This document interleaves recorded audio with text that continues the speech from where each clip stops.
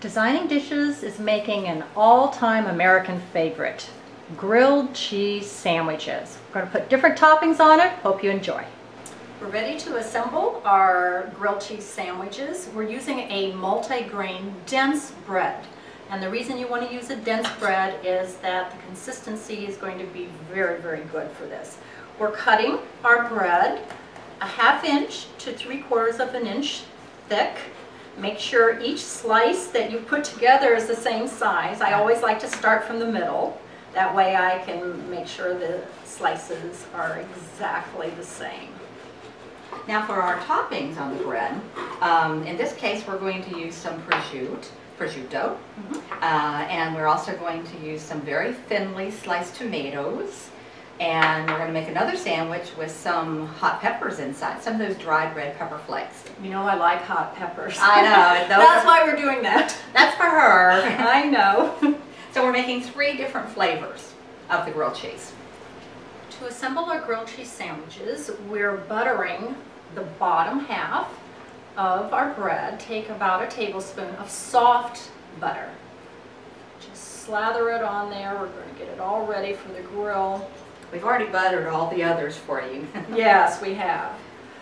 Now, next step is cheese. We're using grated cheese. I'm using a combination of Colby, mild cheddar, and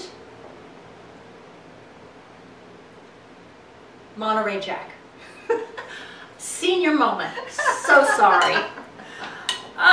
Been doing this too long, I guess. Now the reason we're using shredded cheese, it will cook more evenly. It'll cook nice and quickly rather than a slice. I'm going to put about 1/4 cup on our bottom slice. And then I'm going to start adding the toppings. We're going to do the prosciutto first. And see, Jan's doing it so nicely with the tongs, and I'm doing it with my fingers. And the next sandwich I'm going to do with a few of Jan's red peppers, and I'm really going to fix her up here. Yay, I like the hot peppers. I'm not done with you yet, Jan. And then the next one, Ronnie, let me get a little more on that right there. Finally, we're going to use a couple of thin slices of tomato. Now, let's give them some hints on why we do a thin sliced tomato. Well, tomatoes tend to be very watery. Yes. And we want to make sure that we don't have a real watery tomato, first of all. And the thin slice will allow the extra water to escape out of the tomato before it goes onto the grill. We're putting a top layer of cheese on here so that the cheese will be able to adhere to the bread as we're grilling it. Putting the top slice of bread on, nice butter. We're going to be ready to go to the grill. We have preheated our flat grill to 325 degrees, and we're placing the sandwiches onto that hot grill. Now, one of the reasons that we like the grill, or the griddle as it's commonly called, one of the reasons we like the electric one is because the heat is going to be evenly distributed throughout the entire grill. And it's also going to be a constant 325 degrees or whatever you set it for. If you see that the griddle starts to smoke, the temperature's too high. That means the butter is burning. So you want to turn it down 25 degrees. But we have found 325 seems to work well. We're going to let these cook for 5 minutes.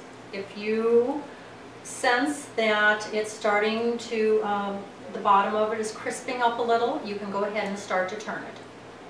And the real key, always on a grilled cheese sandwich, you know this, you all know, is look at the bottom piece that's on the grill.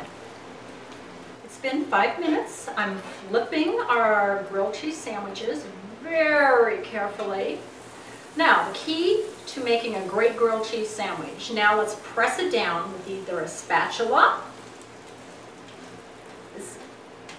so all the cheeses will come together, or another trick, why not use one of your skillets? Press it down, great, just like that. Nice golden brown as we turn the rest of them.